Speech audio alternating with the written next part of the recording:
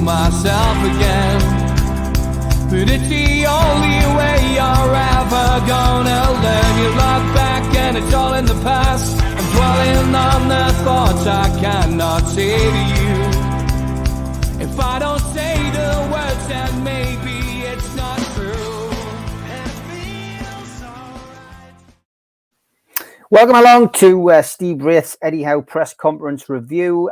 Razor from BBC Radio Newcastle was straight on with his questions, asking whether ASM was fit and whether the injury was anything to be concerned about from the friendly we had at the weekend. He said it wasn't something that we should be concerned about. Injuries can calm down after a game, but we will have to wait and see until tomorrow as to whether he is fit to play. Razor also asked him about Trippier and Pope, both featuring at the weekend, but others such as Bruno and Wilson not. He said that Trippier and Pope both wanted to play, but Bruno and Wilson needed a little bit more rest. No concerns over Wilson, he said at that point. With regards to the game tomorrow night against Bournemouth in the Cup, he said he has given this the same importance as a Premier League fixture. He said in the previous game, which of course finished even, he said we weren't ourselves, we were subdued, and basically paid tribute to Bournemouth, saying that they were a competitive team and that they won't underestimate them. Keith Downey was next up from Sky, asked about the World Cup. He said it was a high-quality game, full of drama. He said he was watching it on his laptop while busy doing other work. He said it was a great story for Lionel Messi. Keith then asked if he was available in January, would consider signing him. Tongue-in-cheek question, of course. He said, don't start that rumours. This game tomorrow against Bournemouth, he said, would be needed to re-establish the momentum that they had before the enforced break. Nisha from BBC came on next and was asking just about the players coming back from the World Cup. And would they be focused? You know, some of them went out at different stages. Some of them didn't play as much as said. Some of them maybe didn't play as well as they hoped. He said that the group are back collectively and they are in the groove and they are focused. And also asked about how long it is that Newcastle have waited for a trophy. Basically said, well, yes, you know, we've waited a long time at this club. But from his perspective, he is focused on this cup. And, you know, he would like to see some similar scenes as we saw in the World Cup yesterday. Maybe being reenacted in Newcastle if we win another trophy. Had Christmas celebration behind the scenes as well as another thing which has been mentioned. Nisha was asking, are they going to have like a Christmas party or go out and celebrate Christmas in any way as a team? He said, we've already had a couple of these behind the scenes. And from his perspective, that is all they'll be doing. They're now fully focused on the games. Simon O'Rourke next from ITV, just asking about, you know, are the team ready physically and has he got enough out of this mini pre-season? He said, yes, we have. We played Borough behind closed doors. He says, obviously, we had the trip to Saudi, played a friendly out there against Al Hilal.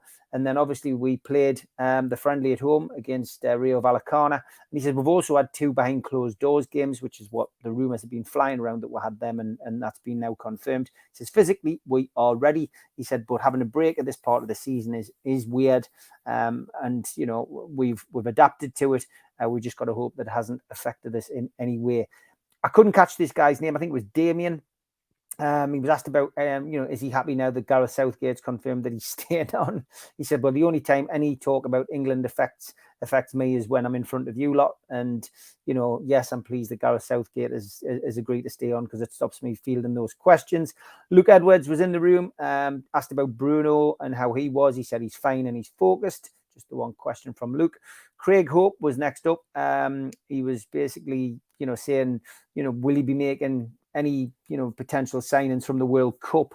You know, would you make any on the spur of the moment signings just because of the way someone's played? He went, no, because you don't just analyse a player during 4 weeks of the World Cup. There's a lot more goes into it before you buy a player. He was asked about Isak and Wilson. He said, I've never said there was an issue with Wilson, so that was squashed straight away. And he said, with Isak, he's assessing him day by day.